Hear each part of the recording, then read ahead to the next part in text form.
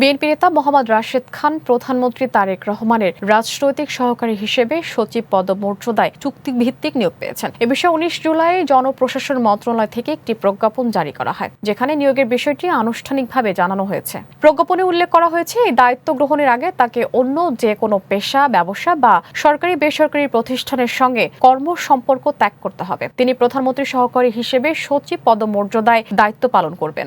এতে আরো বলা হয়, যোগদানের তারিখ থেকে প্রধানমন্ত্রীর মেয়াদকাল অথবা প্রধানমন্ত্রীর সন্তুষ্টি অনুযায়ী যেটি আগে শেষ হবে ততদিন তিনি দায়িত্বে থাকবেন। নিয়োগের অন্যান্য শর্ত পৃথক চুক্তিপত্রের মাধ্যমে নির্ধারণ করা হবে। নিয়োগের পর সোমবার রাশেদ খান নিজের ফেসবুক পেজে প্রজ্ঞাপনটি প্রকাশ করেন। তিনি প্রধানমন্ত্রী তারেক রহমানের প্রতি কৃতজ্ঞতা প্রকাশ করে বলেন, সততা ও নিষ্ঠার সঙ্গে দায়িত্ব পালন করতে তিনি সবার দোয়া ও সহযোগিতা কামনা করছেন।